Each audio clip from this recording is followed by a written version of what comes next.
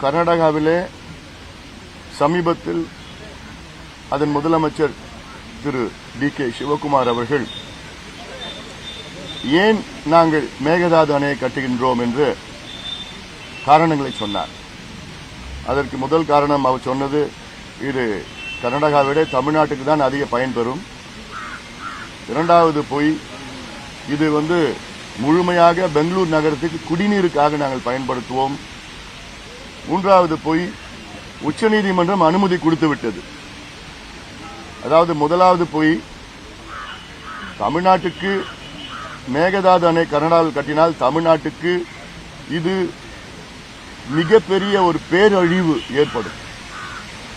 காரணம், காவிரியை நம்பித்தான் தமிழ்நாட்டில் உள்ள 8 கோடி மக்களில் 5.5 கோடி மக்கள் இருக்கின்றார்கள். சென்னையிலே 1 கோடி மக்கள் காவிரியை நம்பித்தான் இருக்கின்றார்கள் வீராணம் ஏரி மூலமாக. மதுரை, மேலூரில் காவிரி தண்ணி தான் குடித்துக் கொண்டிருக்கின்றார்கள். காவிரி குண்டார் திட்டம் என்றால் விருதுநகர் மாவட்டம் வரை செல்லும். திண்டுக்கல், புதுக்கோட்டை, ராமநாதபுரம் கூட்டு குடிநீர் திட்டம், ஒகேனக்கல் கூட்டு குடிநீர் திட்டம் என்பது கிருஷ்ணகிரி, தர்மபுரி, திருப்பத்தூர் மாவட்டம், வேலூர் மாவட்டம், ராணிப்பேட்டை மாவட்டம், திருவண்ணாமலை மாவட்டம் வரைக்கும் காவிரி கூட்டு குடிநீர் திட்டம் செல்கிறது. ஒகேனக்கல் கூட்டு குடிநீர் திட்டம்.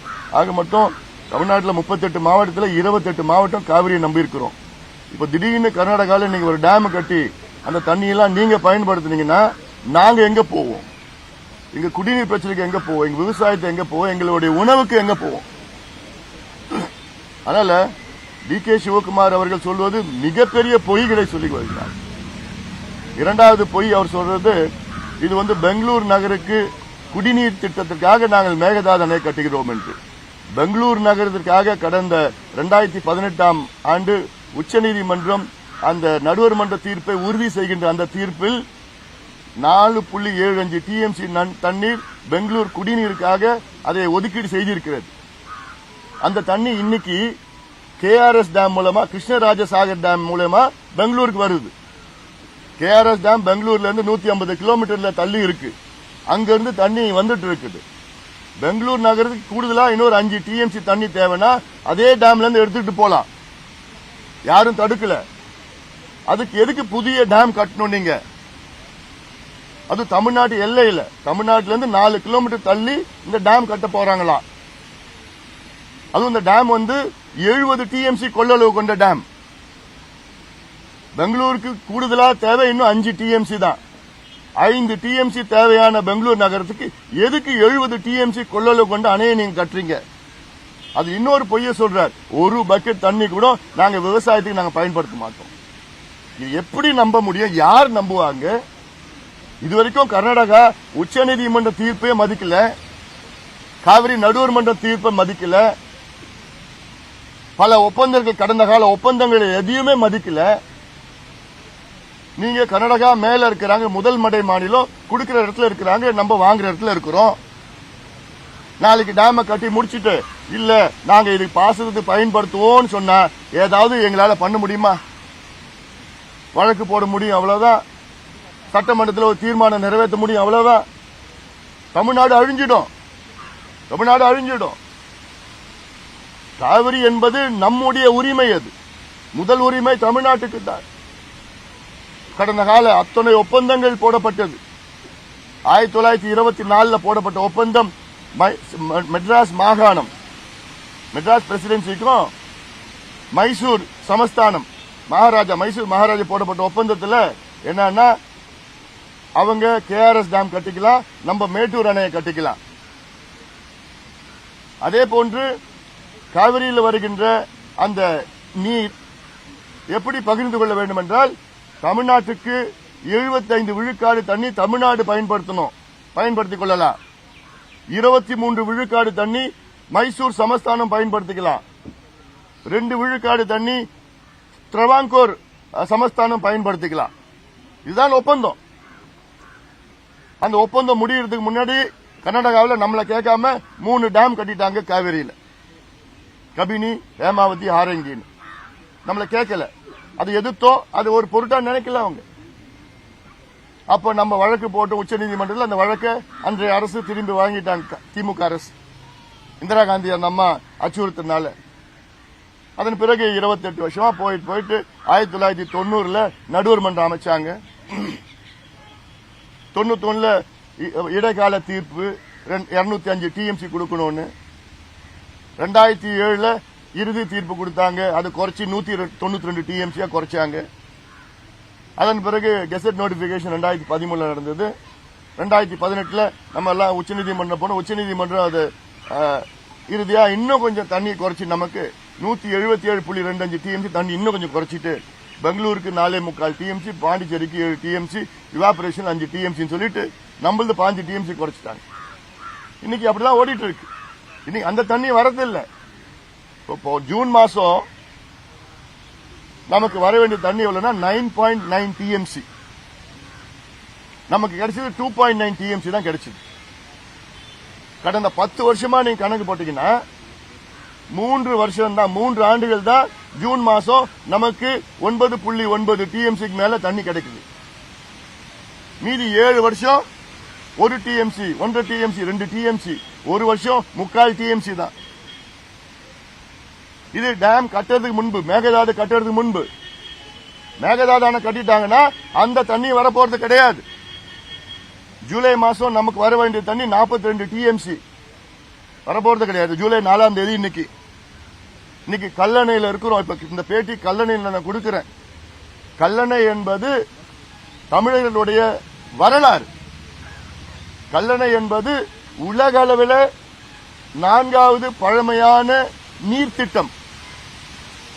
இந்தியாவிலே மிக பழமையான நீர்த்திட்டம் கல்லணை. நம்முடைய கரிகாலன் அவர்கள் கட்டிய கல்லணை 2000 ஆண்டுகளுக்கு முன்பு. உலகத்தில் மீதி 3 நீர்த்திட்டங்கள் எல்லாம் இப்ப பயன்பாட்டில் இல்ல. உலகத்தில் மிக பழமையான பயன்பாட்டில் உள்ள நீர்த்திட்டம் கல்லணை. இது காவிரியின் குறுக்க தமிழ்நாட்டில் இருக்கு. 2000 ஆண்டுகளா நாம் பயன்படுத்திட்டு வரோம் காவிரி. அதுக்கு முன்பு பயன்படுத்திட்டு வரோம்.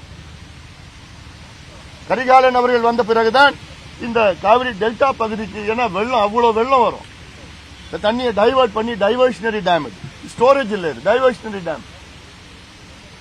அதன் பிறகுதான் சார் ஆதர் காட்டன் வந்தார், வெள்ளையர். அவரும் கால்வனும் சேர்ந்து இந்த கல்லணையை நல்லா ஸ்ட்ரென்தன் பண்ணி உறுதிப்படுத்தி இன்னைக்கு அது பயன்பாட்டில் இருந்துட்டு இருக்கு இன்னும். ஆனா இன்னைக்கு கல்லணையில தண்ணி கிடையாது. வரது வெறும் குடிக்கிறதுக்காக கழிவு நீர், பெங்களூர்ல கொடுத்த கழிவு நீர் தான் வருது. ஆனா இது ஜூன் 4ஆம் தேதி. எவ்வளவு வெள்ளம் வந்துட்டு இருக்கணும் இங்க. இன்னைக்கு குறுவை சாகுபடியே முடிஞ்சு போச்சு. குறுவை சாகுபடி ஆண்டுதோறும் ஜூன் 12ஆம் தேதி மேட்டூர் அணையை திறந்திருக்கணும். மேட்டூர் அணையை திறந்திருந்தாங்கன்னா நீ ஃபுல்லா நான் போய் இன்னைக்கு கீழே இறங்க முடியுமா? கல்லணையில் முடியாது. இல்ல 7 ஆண்டுகள் திறந்தது, இன்னைக்கு இல்ல, தண்ணி இல்ல. மேகதாது இவங்க கட்டினாங்கன்னா சுத்தமா குடிக்கிறதுக்கு கூட தண்ணி கிடைக்க போறது கிடையாது. நாங்க மேலணை திருச்சியிலிருந்து 17 கிலோமீட்டர் மேற்குல மேலணை, திருச்சியிலிருந்து கிட்டத்தட்ட 15 கிலோமீட்டர் கிழக்குல கல்லணை, இதுக்கு கீழே இன்னும் அணைக்கரையில கீழணை. இது 3 அணைகளை கட்டியிருக்கிறாங்க. ஆதர் காட்டன் கீழணை மேலணை கட்டினார், கரிகாலன் அவர்கள் கல்லணை கட்டினாரு, ஆதர் காட்டன் ஸ்ட்ரென்தன் பண்ணார். நம்ம வரலாறு எவ்வளவு பெரிய வரலாறு. ஆனா இதை எல்லாத்தையும் அழிக்கிறதுக்காக கர்நாடகாவில் மேகதாது என்ற ஒரு தேவையில்லாத ஒரு அணை, தேவையே இல்லை அவங்களுக்கு, அடாவடியா கட்டத்துக்கு திட்டமிட்டு இருக்கிறாங்க. நேற்று பாத்தீங்கன்னா கர்நாடகா வனவிலங்கு வாரியம், கர்நாடகா வைல்ட் லைஃப் போர்டு அந்த மேகதாது கட்டுற இடத்துல ஆய்வு பண்ணுது. 30 மீட்டர் ஆழத்துக்கு போர் போட்டு அதை சாயில் டெஸ்டிங் பண்றாங்க, ராக் டெஸ்டிங் பண்றாங்க. அங்க எவ்வளவு வனவிலங்கு இருக்குன்னு கணக்கெடுக்கிறாங்க, எவ்வளவு மரம் இருக்குன்னு கணக்கெடுக்கிறாங்க. அந்த டேம் கட்டினா எவ்வளவு மரம் அழியும், எவ்வளவு வனவிலங்கு அழியும் கணக்கெடுத்து அதுக்கு கிட்டத்தட்ட அனுமதி கொடுக்கறாங்க. டிபிஆருக்கு விரிவான திட்ட அறிக்கை, டீடைல் ப்ராஜெக்ட் ரிப்போர்ட் வந்து அது கேட்கறாங்க, உச்சநீதிமன்றம் கேட்கறாங்கன்னு அது கொடுக்கறாங்க. இப்படி வேகமா கர்நாடகாவில் வேலை நடந்துட்டு இருக்கு. ஆனா தமிழ்நாட்டில் இந்த எம்எல்ஏ எப்படி பிடிக்கிறது, அந்த எம்எல்ஏ எப்படி இங்க வாங்கலாம், காசு எவ்வளவு கொடுக்கலாம், 30 கோடியா 50 கோடியா 100 கோடியா, எப்படி குதிரை பேரம், யானை பேரம், ஒட்டகம் பேரம் எது செய்யலாம். இதுலதான் நம்ம தமிழ்நாட்டில் இருக்கிற அரசியல் கட்சிகள் ஈடுபட்டு இருக்கிறாங்க. கர்நாடகா அவங்க வேகமா எல்லா கட்சியும் ஒன்னா சேர்ந்து இருக்கிறாங்க. அங்க காங்கிரஸ், பிஜேபி, ஜனதாதள், கம்யூனிஸ்ட் ஒரு எல்லா கட்சியும் டி.கே. சிவகுமார் முதலமைச்சர் வீட்டில் சந்திக்கிறாங்க. அத்துணை தலைவர்களும் டெல்லியில போய் பிரதமரை சந்திக்கிறாங்க, நீர்வளத்துறை அமைச்சரை சந்திக்கிறாங்க. எல்லா வேலைகளும் அங்க வேகமா நடந்துட்டு இருக்கு. நம்ம இந்த வேலையில நம்ம ஈடுபட்டு இருக்கிறோம். அதனால்தான் இந்த நடைப்பயணம் தமிழ்நாட்டில் உள்ள இளைஞர்களே வாங்க, வெளியில வாங்க, சத்தம் போடுங்க, ரோடுக்கு வாங்க. உங்களுடைய எதிர்காலம், உங்க ஒவ்வொருடைய எதிர்காலம், உங்களுடைய எதிர்காலம் மட்டும் உங்க வாழ்க்கை பிரச்சனை. அங்க டேம் கட்டிட்ட பிறகு அழுது ஒன்னும் பிரயோஜனம் கிடையாது. அவங்க டேம் கட்ட ஆரம்பிச்சுட்டாங்களே ஒன்னு நிறுத்த முடியாது. அது கட்டுவதற்கு முன்பாகவே நம்ம தடுத்து நிறுத்தினாதான் நிறுத்த முடியும். அடிக்கல் நாட்டிட்டு கட்ட ஆரம்பிச்சாங்கன்னா முடிஞ்சு போச்சு, அவ்வளவுதான். 5.5 கோடி மக்களுடைய வாழ்வாதாரம் மட்டும் இல்ல, இது உணவு. காவிரி டெல்டா என்பது, அதாவது கோதாவரி, கிருஷ்ணா ஆறு எல்லாம் பாத்தீங்கன்னா காவிரியோட 10 மடங்கு தண்ணி போற அந்த ஆறுகள். ஆனா அந்த ஆறுகள்ல கூட நமக்கு இவ்வளவு நெல் விளையிறது கிடையாது. இங்க காரணம் டெல்டா காரணம் நெல் விளையிறது என்ன முக்கியமான கரிகாலன் அவர்கள் இந்த வெள்ளத்தை தடுத்து நல்ல ஒரு டிரைனேஜ் சிஸ்டம், கொள்ளிடம் தனியா போயிட்டு கல்லணையில மறுபடியும் கொள்ளிடத்துக்கு தண்ணி, வெள்ளம் தண்ணி கொள்ளிடத்துக்கு போகுது. இங்க 4 பிரியுது கல்லணையில. ஒன்று கொள்ளிடம், காவிரி ஆறு, வெண்ணாறு, புதுவாறு. இந்த 4 ஆறும் போயிட்டு 36 கிளைகளா பிரிஞ்சு என்டையர் காவிரி டெல்டாவை போய் அங்க பாசனம் செஞ்சு நமக்கு 1000 ஆண்டுகள் இந்த காவிரி டெல்டா நமக்கு உணவளித்துக் கொண்டிருக்கிறது. கர்நாடகாவில் மேகதாது அணை கட்டிட்டாங்கன்னா அந்த உணவு நமக்கு கிடைக்காது, சோறு கிடைக்காது. நீங்க சென்னையில வாழ்ந்தாலும் சரி, கன்னியாகுமரியில வாழ்ந்தாலும் சரி, ஊட்டியில வாழ்ந்தாலும் சரி, உங்களுக்கு சோறு கிடைக்காது. அதனால்தான் எங்க வாழ்ந்தாலும் வாங்க, ரோடுக்கு வாங்க, சத்தம் போடுங்க, மிகப்பெரிய ஒரு எழுச்சி உருவாக்க வேண்டும். இது நம்முடைய உரிமை. இது காவிரி என்பது நம்முடைய உரிமை. ஆண்டுகளாக 1000 ஆண்டுகளாக நாம் உரிமை கொண்டாடி வருகின்றோம். அடுத்த 1000 ஆண்டுகள் நாம் உரிமை கொண்டாட வேண்டும். நம் வருங்கால சந்ததியினருக்கு உரிமை கொண்டாட வேண்டும். ஆனா இடையில கர்நாடகா ஏற்கனவே அவங்களுக்கு தண்ணி நிறைய கிடைக்குது. இதை வேண்டும் என்று அவர் டி.கே. சிவகுமார் அவர் எலெக்ஷன்ல ஜெயிக்கணுமா? 2028 தேர்தல் வருது கர்நாடகாவில். அந்த தேர்தலில் அவர் வெற்றி பெறணுமா? அதுக்கு மக்கள் அங்க திரட்டி, அங்க யாரும் எதிர்த்து பேச முடியாது,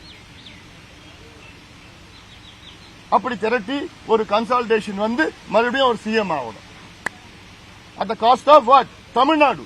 At the cost of our food security. உணவு பாதுகாப்பு நமக்கு. இது எவ்வளவு பெரிய பிரச்சனை. இந்த நேரத்தில் அங்க போய் இந்த பேரம் அந்த பேரம் அசிங்கமா இருக்கு. இதுல கவனம் செலுத்துங்க. அரசும் சரி, மற்ற கட்சிகள் இதுல கவனம் செலுத்துங்க. இதான் நமக்கு பிரச்சனையே. இது எவ்வளவு பெரிய ஒரு மிகப்பெரிய ஒரு பிரச்சனை. இது இன்னொரு உதாரணம் சொல்றேன்.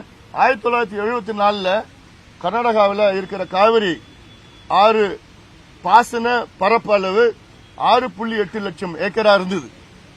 74 கர்நாடகாவில் இருக்கிற காவிரி ஆற்று மூலமா அங்க விவசாய நிலம் பாசனம் பரப்பு 6.8 lakh liters, 6.8 lakh ஏக்கர்ஸ். 91 அது 12 லட்சம் ஏக்கரா உயர்ந்தது. 2006 அது 18 லட்சம் ஏக்கரா உயர்ந்திருக்கிறது. 2016 இது 21 லட்சம் ஏக்கரா உயர்ந்திருக்கிறது. அதே 1974 தமிழ்நாட்டினோட காவிரி பாசனம் நிலப்பரப்பு 29 லட்சம் ஏக்கரா இருந்தது. இன்னைக்கு தமிழ்நாட்டுடைய நிலப்பரப்பு 20 லட்சம் ஏக்கர். 29 இருந்து 20 லட்சம் ஏக்கரா குறைஞ்சிருக்கு தமிழ்நாட்டில் இந்த 50 வருஷத்துல. கர்நாடகாவில் 6.8 லட்சத்துல இருந்து இன்னைக்கு 21 லட்சமா உயர்ந்து இருக்கிறது. மேகதாது கர்நாடகாவில் கட்டினாங்கன்னா கர்நாடகா ஒரு நிலப்பரப்பு 30 லட்சமா உயரும். தமிழ்நாட்டோட நிலப்பரப்பு காவிரி பாசனம் 20 லட்சத்திலிருந்து 10 லட்சமா குறையும். இது எவ்வளவு பெரிய ஒரு பாதிப்பு வரும். நமக்கு சோறு கிடைக்காது, உணவு கிடைக்காது.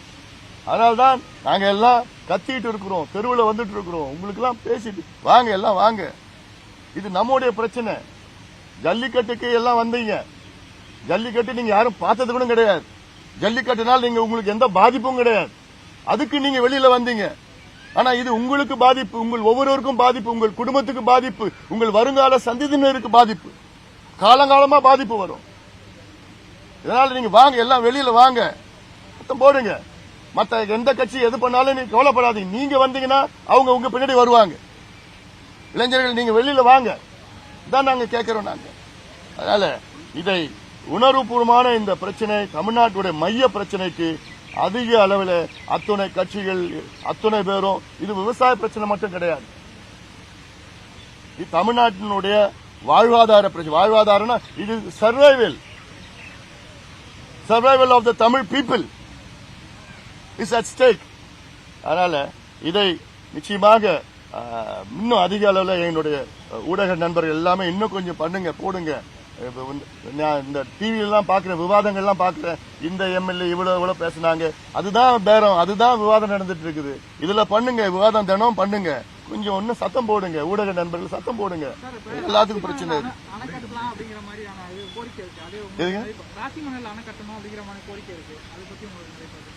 ராசி மணல் நிறைய டெக்னிக்கல் இஷ்யூஸ்லாம் இருக்கு. ராசி மணல் பாத்தீங்கன்னா கட்டணம்னா 20% தான் தமிழ்நாட்டில் வருது, 80% கர்நாடகாவில் வருது. அது கர்நாடகாவில் பள்ளமா இருக்கு அந்த பகுதியில், அந்த தண்ணியை அவங்க எடுத்துட்டு போவாங்கனால. இன்னொன்னு இப்ப நம்ம பேச வேண்டாம், ஏன்னா கர்நாடகாவில் இன்றைக்கு என்ன சொல்லுவாங்க, நீங்க ராசி மணல் கட்டிக்குங்க, நாங்க மேகதாது கட்டிப்போம். அப்போ நீங்க மேட்டூர் கட்டிக்குங்க, நாங்க கேஆர்எஸ் கட்டிப்போம் சொன்ன நிலை வரும். அதனால அது அப்படி வேண்டவே, இன்னைக்கு வேண்டாம், அந்த கோரிக்கை வேண்டாம். மேகதாது கட்ட வேண்டாம். சாதாரணமா காவிரி நடுவர் மன்றம் தீர்ப்பிலையும் 2018 உச்சநீதிமன்றம் தீர்ப்புலையும் தெளிவா இருக்கு. என்னன்னா, முதல் மடை மாநிலம் கர்நாடகாவில் எந்த கட்டுமானங்களும் கடைமடை மாநிலம் தமிழ்நாடு, பாண்டிச்சேரி, கேரளா உடைய அனுமதி இல்லாம கட்டக்கூடாது. ஒரு செங்கல் கூட அங்க வைக்க முடியாது, தமிழ்நாட்டு அனுமதி இல்லாம வைக்க முடியாது. தீர்ப்பு இருக்குது, அக்ரிமெண்ட் இருக்குது, எல்லாமே இருக்கு. ஆனா அதை மீறி நாங்க வேணுமே கட்டுவோன்னு பிடிவாதமா இருக்கிறாங்க. இந்தியாவுடைய இறையாண்மைக்கு எதிரான ஒரு செயல் அது.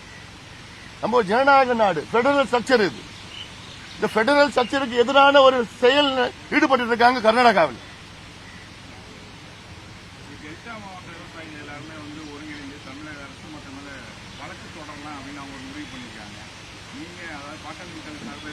நிச்சயமா நாங்க இதெல்லாம் நாங்க லீகலா நாங்க நிறைய பேசிட்டு இருக்கோம். ஏன்னா பல அமைப்புகள் வழக்கு தொடரணும், பல விதமான வழக்கு தொடரணும். இங்க டெல்டாவில் பாதிப்பு, எங்களுக்கு குடிநீர் பிரச்சனை, எங்களுக்கு சுற்றுச்சூழல் அழியுது, ஈகாலஜி அழியுது, பயோடைவர்சிட்டி அழியுது, வைல்ட் லைஃப் அழியுது. மேகதாது கட்டாங்கன்னா 12,500 ஏக்கர் காட்டை அழிச்சுதான் அந்த மேகதாது கட்ட முடியும். 12,500 ஏக்கர் பிரைம் ரெயின் ஃபாரஸ்ட். இதை எப்படி அழிக்கிறது மனசு வருது? அதுலதான் காவிரி வைல்ட் லைஃப் சாங்சுரியே இருக்கு. நூற்றுக்கணக்கான புலிகள் இருக்கு, ஆயிரக்கணக்கான யானைகள் இருக்கு, சிறுத்தைகள் இருக்கு, கரடிகள் இருக்கு, எவ்வளவு வைல்ட் லைஃப் இருக்கு. அதெல்லாம் அழிச்சு 12,500 ஏக்கர் காட்டு அழிச்சு தேவையில்லாத ஒரு டேமை கட்டுவோம். உங்களுக்கு தேவை இல்லையா? எதுக்கு உங்களுக்கு டேம்? இன்னும் 5 TMC வேணும்னா இருக்கிற இடத்துல தண்ணி வருது இல்ல, கேஆர்எஸ் தண்ணி பெங்களூருக்கு போகுது, இன்னும் 5 TMC எடுத்துட்டு போங்க. புதுசா எதுக்கு டேம் கட்டணும்? தேவை 5 TMC, கட்டுறது 70 TMC. இன்னொன்னு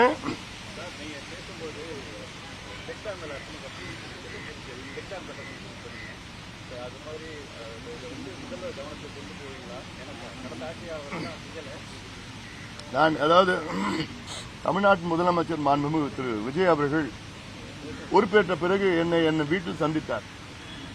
அன்று கிட்டத்தட்ட ஒரு அரை மணி நேரம் அவர்கிட்ட பேசிட்டு இருந்தேன், தமிழ்நாடு பிரச்சனை தான் பேசிட்டு இருந்தேன். அதில் ஒரு 10 நிமிஷம் நான் இந்த சமூக நீதி கணக்கெடுப்பை பற்றி பேசினேன். அதன் பிறகு ரெண்டாவது பேச நீர் மேலாண்மை பற்றி தான் பேசினேன். நீர் மேலாண்மை கடந்த 60 ஆண்டு காலம் இந்த திராவிட கட்சிகள் நீர் மேலாண்மை மறந்துவிட்டார்கள். அவங்களுக்கு அந்த எந்த சிந்தனையும் கிடையாது. திராவிட கட்சிகள் அதாவது மிகப்பெரிய தோல்வி அடைஞ்சது இதெல்லாம் நீர் மேலாண்மையில். நிறைய விஷயத்தில் தோல்வி அடைஞ்சாங்க. அதுல என்ன பொறுத்தவரைக்கும் நீர் மேலாண்மையில் அவங்க மிகப்பெரிய அளவு தோல்வி அடைஞ்சிருக்கிறாங்க. அப்புறம் சொன்னேன், இந்த செக் டேம்லாம் கட்டணும், காவிரி குறுக்கே, தாமிரபரணி, வைகை ஆறு, பாலாறு, பெரிய பெரிய ஆறு குறுக்கே செக் டேம் கட்டணும்னா, ஏன்னா நம்ம வருங்காலம் சோதனையான காலம். குளோபல் வார்மிங், கிளைமேட் சேஞ்ச், அந்த பிரச்சனை நிறைய இருக்கும். எல் நீனோன்னு சொல்லிட்டு எல்லாம் இருக்குது. L Niño is a temporary effect, but global warming, climate change is a permanent effect. It's going to be there for I don't know centuries. அதுக்கு மிட்டிகேஷன், அடாப்டேஷன் எல்லாம் சொன்னேன். அதுக்கு என்னன்னா ஒன்னு வந்து செக் டேம் கட்டணும். நீங்க அவசியம் பண்ணுங்க. ஏன் அவங்க செக் டேம் கட்டல? அது மணல் கொள்ளை அடிக்கணும் அப்படின்னு சொன்னேன். அதுக்கப்புறம் ஏன்னா அவங்க கட்சியினுடைய தேர்தல் அறிக்கையிலையும் மணல் கொள்ளையை தடுப்போம் என்று தான் சொல்லியிருக்கிறாங்க. கேரளாவில் மணல் எடுக்க முடியாது எந்த ஆத்துலயும், அங்க சட்டம் இருக்கு. கர்நாடகாவில் மணல் எடுக்க முடியாது எந்த ஆத்துலயும், சட்டம் இருக்கு. ஆந்திராவிலையும் அப்படிதான் சட்டம் இருக்கு. தமிழ்நாட்டில் மட்டும் மணலை எடுத்து கேரளாவுக்கு வித்துக்குங்க, கர்நாடகா வித்துக்குங்க, மலையை உடச்சி வித்துக்குங்க, மரத்தை எடுத்து பண்ணிக்குங்க, என்ன வேணா பண்ணிட்டு போலாம். என்ன காசு கொடுத்தா போதும், லஞ்சம் கொடுத்தா இவங்களுக்கு கொடுத்தா போதும். இந்த நிலையை தான் இருந்தது. எல்லாம் கொஞ்சம் கிளீன் அப் பண்ணி சிஸ்டம் பண்ணோம். நிஜமா வர வாரத்தில் தமிழ்நாடு நீர்வளத்துறை அமைச்சர் நானே போய் சந்திக்கலான்னு இருக்கிறேன். அவரும் அவருடைய அதிகாரிகள்லாம் வச்சு ஒரு மீட்டிங் போட்டு என்னென்ன தமிழ்நாட்டுக்கு செய்யணும், இன்னைக்கு என்னென்ன தேவை தமிழ்நாட்டுக்கு. ஒன்னு, காவிரியில் தண்ணி வருது. ரெண்டாவது, இருக்கிற தண்ணியை நம்ம எப்படி சேமிக்கலாம், மிச்சப்படுத்தலாம். இதெல்லாம் நான் ஆலோசனைகள்லாம் நான் வழங்க இருக்கிறேன். நானே டைம் கேட்டு இருக்கிறேன். கேட்டு நான் பண்ண போறேன். நடக்க போகுது. அதனால இது ஜஸ்ட் ஏன்னா எனக்கு வேண்டியது தமிழ்நாடு நல்ல வளம் பெறணும்.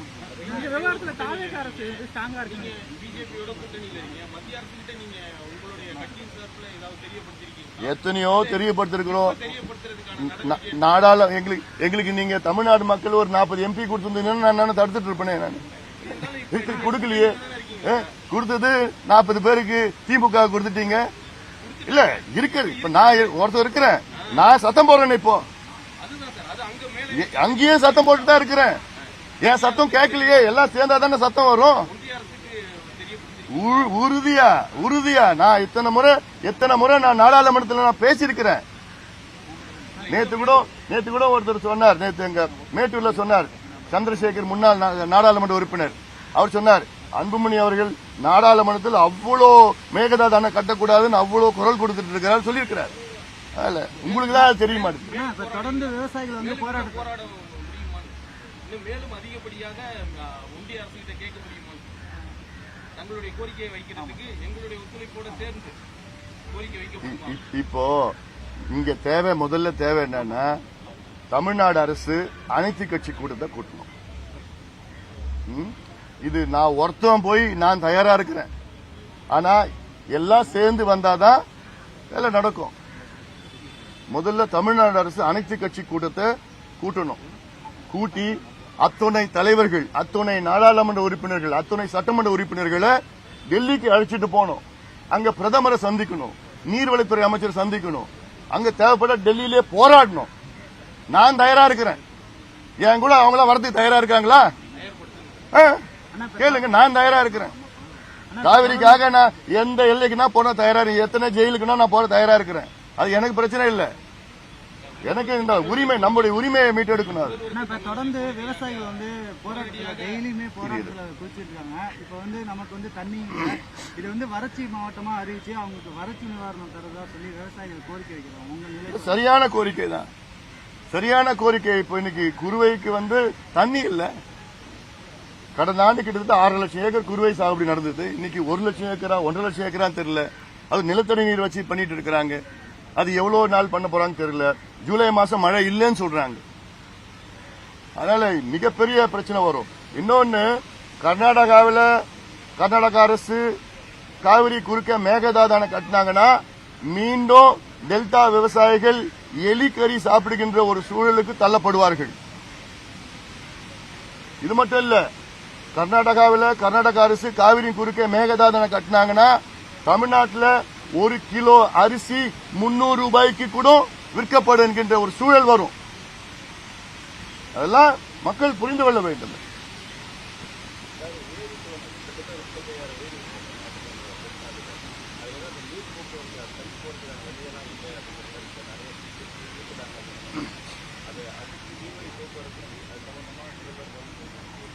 அதாவது தமிழ்நாட்டில், அதாவது இந்தியன் வெட்லேண்ட் ஆக்ட்னு ஒன்று இருக்கு. அந்த வெட்லேண்ட் ஆக்ட் படி 2016-17 வந்து வெட்லேண்ட் ரூல்ஸ் போட்டிருக்காங்க, மத்திய அரசு போட்டிருக்காங்க. அந்த வெட்லேண்ட் ரூல்ஸ் படி ஒவ்வொரு மாநிலத்திலையும் நம்முடைய ஏரி, குளம், கண்மாய்கள், வெட்லேண்ட்னா கிட்டத்தட்ட ஒரு 5 ஏக்கருக்கு மேல இருக்கிற நீர்த்தேக்கம், இதை வந்து ஜிஐஎஸ் மேப் பண்ணி, எல்லைகள் எல்லாம் மேப் பண்ணி, இதை வந்து நோட்டிஃபை பண்ணணும் கெசட்ல. ஒவ்வொரு மாநிலமும் நோட்டிஃபை பண்ணிட்டா அதுல யாரும் என்கரேஜ் பண்ண முடியாது. ஒன்று அது இல்லாம இந்த வரத்து காவையெல்லாம் சூடு பண்ணிட்டு இத எத்தனையோ முறை கேட்டோம், எத்தனையோ முறை போராடணும். ஒரு தமிழ்நாட்டில் 27,000 ஏரிகள் இப்ப விட்டு வச்சிருக்கிறாங்க. அந்த 27,000 ஏரியில அதாவது 26,000 ஏரி அதுல வந்து 5 ஏக்கருக்கு மேல இருக்கிற ஏரிகள். இதுல ஒன்னு கூட இது வரைக்கும் நோட்டிஃபை பண்ணல, ஒன்னு கூட பண்ணல. இவங்க நோட்டிஃபை பண்ணாலே நாளைக்கு யாருமே காலங்காலமா யாருமே அந்த ஏரி ஆக்கிரமிப்பு பண்ண முடியாது. சென்னையில பள்ளிக்கரணை சதுப்பு நிலம் திமுக ஆட்சி வருவதற்கு முன்பு 12,500 ஏக்கரா இருந்தது. இன்னைக்கு 2,500 ஏக்கர் தான் இருக்கு. 10,000 ஏக்கர் போயிடுச்சு. இப்ப இந்த நோட்டிஃபை பண்ணிருந்தாங்கன்னா அதுல யாரும் எந்த கட்டுமானங்களும் பண்ண முடியாது. அது செய்யணும் நான் கேட்டு இருக்கிறேன். இதெல்லாம் நான் இந்த கவர்மெண்ட்டுக்கு நான் அட்வைஸ் நல்ல விதமான ஒரு ஆக்கப்பூர்வமான செயல் திட்டங்களை நான் சொல்லிட்டு இருக்கேன்னு சொல்ல போறேன்.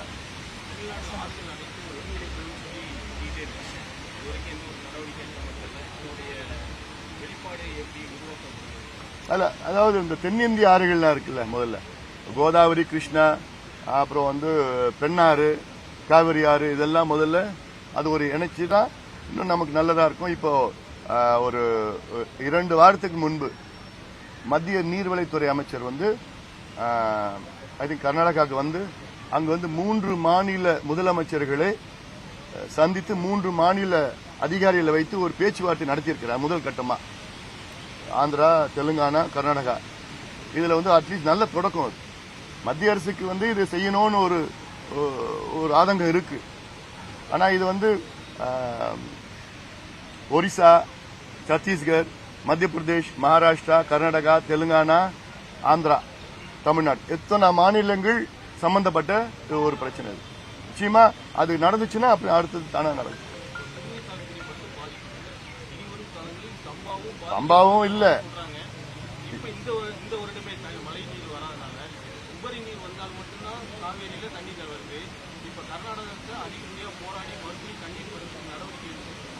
பண்ணணும், நிச்சயமா இந்த அரசாங்கம் செய்யணும். ஏன்னா இப்ப குறுவை முடிஞ்சு போன நிலையில அடுத்தது சம்பாவும் ஒரு கேள்விக்குறியா இருக்குது. அவங்க எக்ஸ்பர்ட் சொல்றாங்க நவம்பர்லாம் மிகப்பெரிய வறட்சி வரும்னு சொல்லிட்டு இருக்கிறாங்க. அப்போ நவம்பர்னா என்ன, சம்பா பீக்ல. அப்போ சம்பாவுக்கே தண்ணி இருக்காதுன்னா இது இந்த அதுல முதலமைச்சரும் சரி, அதிகாரிகள், அமைச்சர்கள்லாம் இது கவனம் செலுத்தி இதுல மிகப்பெரிய அளவில் முன்னெச்சரிக்கை நடவடிக்கை இன்னையில இருந்து எடுக்க ஆரம்பிச்சிடணும்,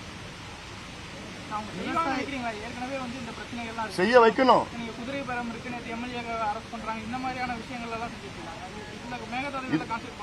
இதுக்கு தான் நான் தமிழ்நாட்டுடைய இளைஞர்கள், ஜென்சியில இருந்து எல்லா இளைஞர்களும் ரோடுக்கு வாங்கன்னு சொல்றேன். நீங்க ரோடுக்கு வந்தீங்கன்னா இதெல்லாம் மறந்துடுவாங்க, இதெல்லாம் பண்ண மாட்டாங்க, இதுல கவனம் செலுத்துவாங்க. விவசாய பிரச்சனைகள், நம்மளுடைய வாழ்வாதார பிரச்சனை கவனம் செலுத்துவாங்க.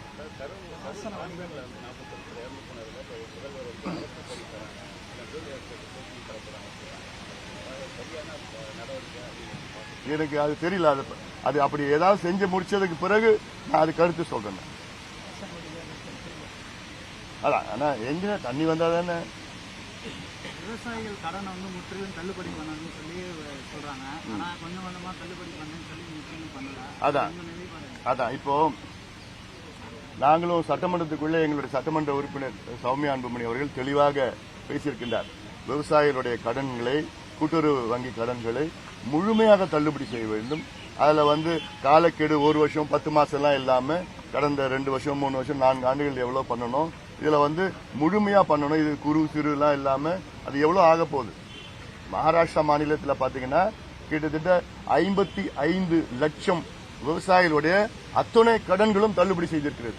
அது கிட்டத்தட்ட ஒரு 36,000 கோடி ரூபாய் அதுக்கு ஒதுக்கீடு செஞ்சிருக்கு. தமிழ்நாடும் அது செய்யணும். தமிழ்நாட்டில் முன்னாடி பாத்தீங்கன்னா தேர்தல் அறிக்கையில நாங்க 5 ஏக்கர் நிலம் பரப்பு வைத்திருக்கின்றவர்களுக்கு முழுமையான தள்ளுபடி 5லிருந்து 10 வரைக்கும் 50 விழுக்காடு தள்ளுபடி சொன்னாங்க. ஆனா அது கூட பண்ணல. தொடக்கத்தில் பாத்தீங்கன்னா 50,000 சொன்னாங்க, இப்ப 70,000 சொல்லியிருக்கிறாங்க. அது போதுமானது கிடையாது. இதுல பாத்தீங்கன்னா வெறும் 6 லட்சம் விவசாயிகள் தான் 14 லட்சம் சொல்றாங்க. 6 லட்சம் 14 லட்சம். அது இப்போ 2,000 கோடி அதுக்கு ஒதுக்கீடு செஞ்சிருக்கிறாங்க. இன்னும் கூடுதலா ஒரு 15,000 கோடி ஒதுக்கீடு செஞ்சா முழுமையா இந்த கூட்டுறவு கடன் தள்ளுபடி செய்யலாம். அது நாங்கள் அழுத்தம் கொடுத்து தான் இருப்போம், இனியும் கொடுப்போம், செய்வாங்கன்னு எனக்கு நம்பிக்கை இருக்கு.